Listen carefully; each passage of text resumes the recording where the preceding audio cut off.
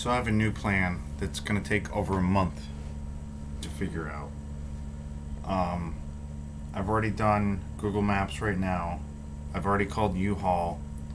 Um, U-Haul will let me rent a truck, the mid-sized box trucks, to get all my stuff from here to Buffalo, New York for five. He said $550. That includes mileage off of my prepaid card, which in the next month I'll have accumulated 267 times 4 within unemployment because it hasn't even hit November yet. Um,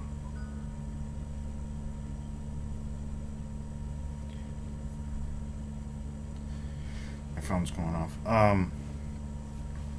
Because I have a cousin in Buffalo, New York, who's also struggling with the same problem. Um, my older cousin, not his younger brother. Just drink a beer. I know it's early, but after this one, I'm gonna go to sleep. I'll wake up and then drink the other one. But yeah, no liquor anymore. I can't handle it. I detox within 2 days. I was eating plenty of food. You see over there, I have my mac and cheese. Yakisoba was giving me a weird feeling in my stomach. I actually threw it in the garbage. I couldn't even eat half of it. But the mac and cheese worked. Oddly, last night, because I wasn't wearing my glasses, I saw some guy outside, because I'm on the second floor. I saw some guy outside using his hoodie sleeve, wiping his back window off, and then he's wiping the front window off. I'm like, you ever heard of a towel or a squeegee? And then I put the glasses on, and I was like focusing in. I'm like, oh my god, it's you! I couldn't remember his name at first, but he actually used to reside at the sober house right up the street. He's been living here for a month. He works at the hospital and like a rehab unit, so he makes good money. He said $17 to $20 an hour, but he's basically using it all for gas money and to live here. I've only been here for 3 days. It was just to get out of the house. I needed to use the Wi-Fi to set up an old phone. It's this old phone I broke in Pittsfield. I'll just get it right. This phone, it's of course it still works, but this phone, if you can see, just there's an impact and a corner break. Not bad. This was the one I walked to. I can't remember the pond name. I walked to the pond in Pittsfield, and I was drinking. And for some stupid reason, there's like borders on one side. It's part of a park, so there's these wooden borders, and for some stupid reason, I didn't see them. I was just walking straight, and I flipped my entire body like this, and I landed on the phone. The phone flipped out of my pocket, so I landed on the phone here because that's where the keys were in the back pocket, and then the phone flipped out of my pocket and hit the road. This one wasn't too bad. I mean, I don't even know why I bought a new phone after this. Like, thankfully on TrackPhone I have all the old phones still in a list, so I can reactivate old phones. The second to last one, third to last one, because this is the second to last one. Third to last one, I was walking out of the hospital and I was trying to call my mother because I couldn't handle McGee unit. This is back in like April, March of this year. But I didn't have a case on the phone. this is that clear case that I bought for really cheap, but it actually works because it's slim. The third to last phone, I was walking down the sidewalk, and I already had an impact crack, which kind of looked like the one at the bottom here. It was from a laundromat. Of course, I was drinking there, and it was in Pittsfield. And I was doing my laundry. This is when I was currently living at the homeless shelter. And I was listening to music. I was holding the phone, but it didn't have a case on it. This is a nice grip case. And I just dropped the phone. Picked it up. It had like a minor crack on it. I'm like, whatever. And then I admitted myself into McGee unit like a few days later. I had clean clothes. I did the whole laundry thing. And then I was trying to call my mother after I left, and it was snowing. So the snow made my handle slippery, and the phone just went bloop. I picked up the phone. The whole screen is completely shattered. So the first to last phone, the one after this one, I was at the hospital, and I was trying to call someone, but it kept glitching. So I just took the phone. I took the phone like this and just slammed it down straight on the floor. The glass literally popped out of the screen. So the recent phone, that was the one I bought brand new. I popped the SD card back in, and that was the one I walked into the pond with. No, I turned the phone off immediately. I ripped the case off. I pulled the battery out, and I held it. I held it the entire way. I had to walk back through the woods, sopping wet. Got back to the house, and then I cranked the heater on, my little blower heater, and then I propped the phone up. I knew it was dry, but here, I'll show you. I'll have to turn this phone off anyway. So, okay, so there's a little, I think you probably know this.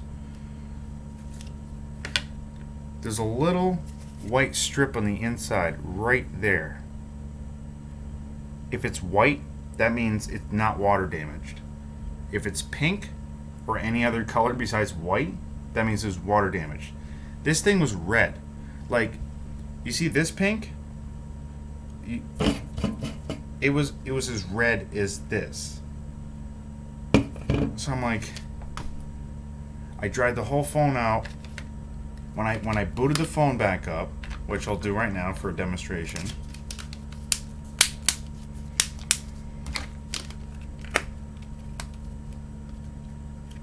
Okay. It did that.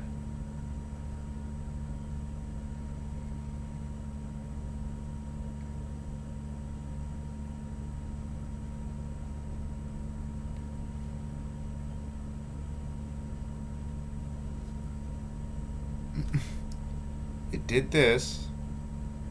Yeah, Qualcomm processor.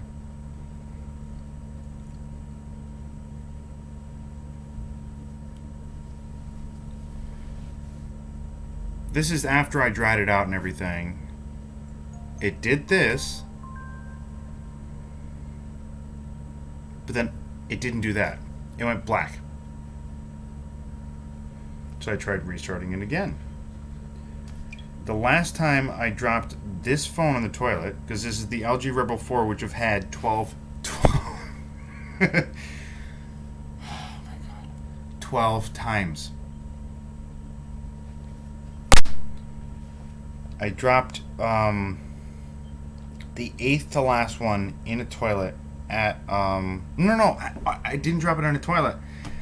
I forgot it was in my back pocket in my pants, and I took a bath with my pants on. I have no idea. But when I actually tried to, like, see this one's working? This is the one I broke in Pittsfield. When I tried to plug it in, it would nonstop. It was like I kept getting inevitable vibrating text messages. And also I did see a spark. I blew out the electrical unit trying to plug it in near the fridge. This is in Great Barrington.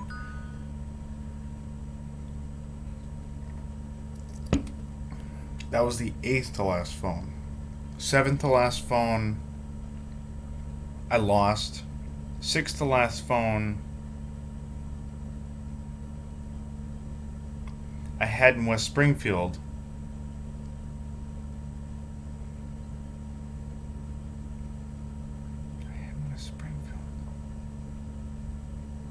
Yeah, what happened to that one? That's when my wallet was stolen, my backpack and everything. Um, I think they took the phone too.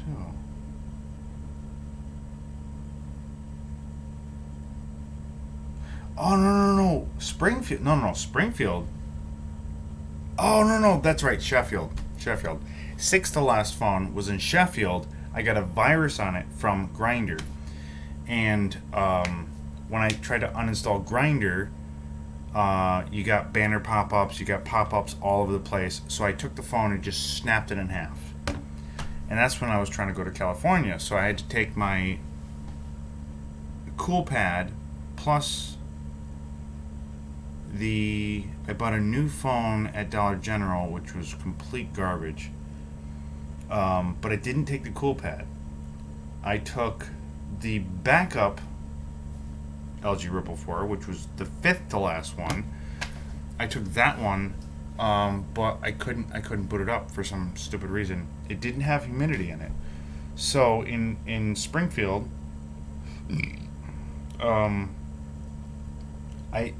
the CoolPad had my SD card in it, so I used that for music. The True Blueview 4. That's the one I bought at the Dollar General, which I took to California. So the True Blue one, of course these things are all black, so I left it on a step in a crack house, and then the CoolPad I left at a strip club in my hat with my gloves. So the next phone was the LG. I had to buy it from T-Mobile. LG Revel 4. Not Rebel. Not Rebel. It was Revel. Revvel. Which worked because I got 10 gigabytes of memory for 40, I think it was $85, $5 for an activation fee, and then it was 2 months of service. So I got 10 gigabytes of data. I got unlimited calling, unlimited text. It was slightly bigger than this. This is a 5-inch screen. The one I got was a 5.5-inch screen. And then I went to Westfield, was hanging out with a friend, and then dropped that one in the toilet. The thing turned off. So then I had to wait for my next paycheck, and then I went to T-Mobile store a few days later, bought a new one, finally was able to transfer the account, the number, everything synced back over, and then the 4th day later, I went to the Greyhound station because I was trying to get his trip back to Boston, and I just tried to turn it back on in the Greyhound station. Damn thing turned back on. It was a clone phone. I'm like, great. Now I have 2 numbers with 2 months of data. The second phone was taken in Pittsfield by some guy who just needed to borrow the phone, but he was a crack addict again. So I had the main phone, which I lost on Tyler Street. They were trying to do panhandling, so I was the face. You know, if they wanted to steal something from a store, I'd go in and make this weird conversation like I'm looking for something that they don't have. Didn't matter if it was Indian, Mexican, whatever. And then 3 other guys would take a whole bunch of shit and run out the store. But on the way back, I kind of just wanted to lay against the grass, so I have to take the phone out of my pocket, and I set it on the grass, and it slid down on the sidewalk. Some woman found it because I had my mother try to call that number, and then some woman found it, and she was supposed to meet me at a Pizza Works on Tyler Street, and I was still living at the homeless shelter in Pittsfield, so I couldn't meet this woman, and she just still had it, so I deactivated that one. The guy who took my other phone still had that one, so I bought another LG Rebel 4, which is I'm trying to think, fourth to last one in Pittsfield at Walmart. Yes. And that's the one that when I went to McGee unit, it was snowing and I was trying to call my mother, it slipped out of my hand and smashed all over the place. This is the third to last one, which I tripped over the wooden guardrail at the park, landed on it. The second to last one, I just took and threw on the floor at the hospital, and then the first to last, the actual last phone I had, I walked into the pond. So thankfully, I still have the fourth to last one. Oh my god, the history of my phones, all LG Rebel 4, which is the best phone you can possibly have. You just double tap the screen, and then I have button mapper. You just see the volume here, button mapper. You press and hold the volume down button, flashlight. It's all gestures, so 2 fingers up, you get. For some reason, this is the operating system's old and it's glitched, so a lot of the apps that I have on this phone, I can't reinstall. And also this phone is also glitched because I can't re-log into Xfinity Wi-Fi. On a laptop, I can, but the laptop is also glitched because I can't install Zoom. I can't. If I try to clear my notifications, it's like completely white.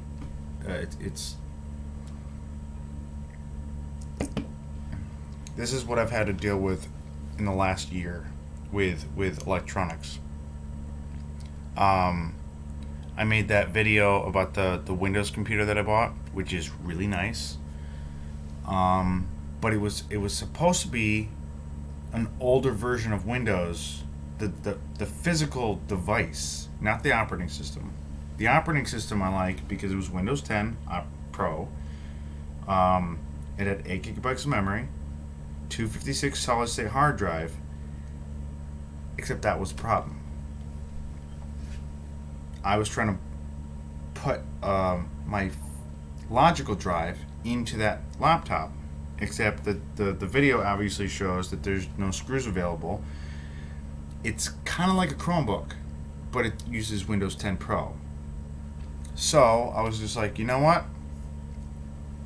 Birthday gift.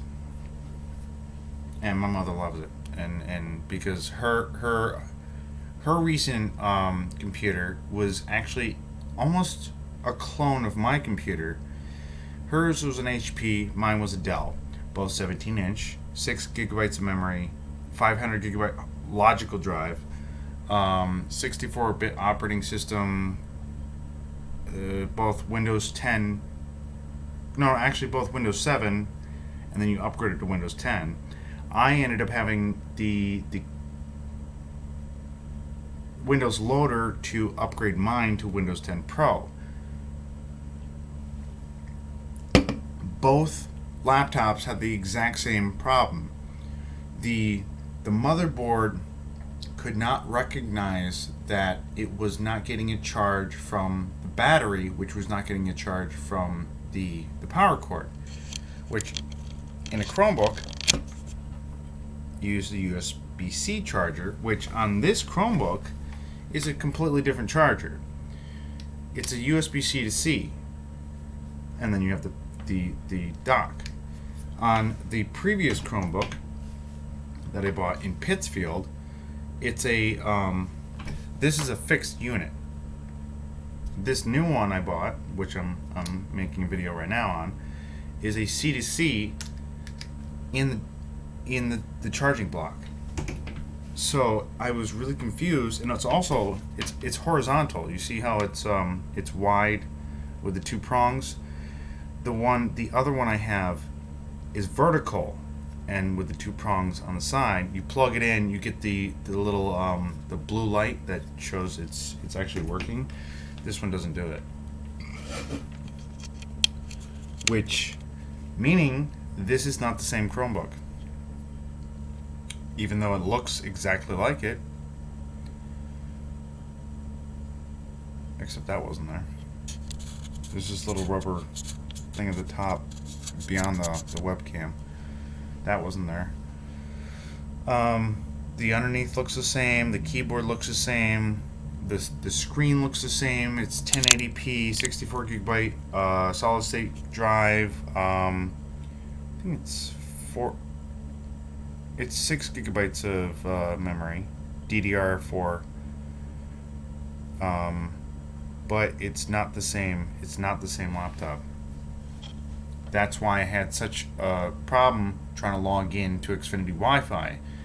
I knew the password, but what I had to do, I had to make a new account on Xfinity Wi-Fi using a different email, using the 1 hour complimentary pass, simply just to log into the damn laptop. Because unlike Windows, you can just turn it on, make a username, skip, and then you see, your desktop.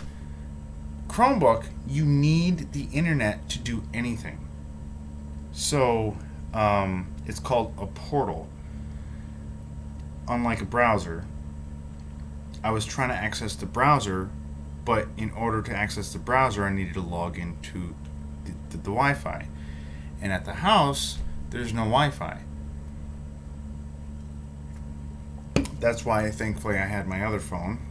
I was able to create a new account. I logged into that using the complimentary pass. Once the laptop started loading, I simply just switched the account back over, and now I'm using the laptop. But this is what I've had to deal with electronics for the last year. Just endless stupidity of just electronics. It can't be simple. It can't. Like, even the other one, this is a 64 gigabyte flash drive, and I had to get the Gator cable, which I only got for $5 out of eBay, but this is a flexible cable, unlike the recent one, which actually was only it was only that long. It uses a C plug because my regular USB on this one is taken over by my mouse, which I didn't bring to the hotel, whatever. So if you're dealing with a Chromebook 3, also Samsung, they have two regular USBs with a regular HDMI out. This one has no HDMI out. I don't even think it does have a micro SD input. So in order to plug your TV into it, so you get a secondary display, you need a C to HDMI conversion cable, which I also have in a different backpack. I'm like, so the 3 worked because Camera MX works, PowerDirector works, Zoom works. Zoom actually worked on the other laptop. It doesn't work on this one. Camera MX doesn't work on this one. PowerDirector doesn't work on this one. They have a different version of PowerDirector. Viva Video doesn't work. Like, I can install any game, but that's not the point of this laptop. So I'm dealing with, you have 2 USB-Cs, one regular USB-A, thankfully there's no USB-B because that's like old MP3 players from like early 2000s. This is a USB. No, this is a micro USB.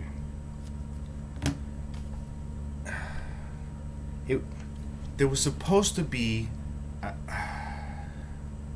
a switch. Like iPhone, they're all lightning cables. Android, they're all micro USB.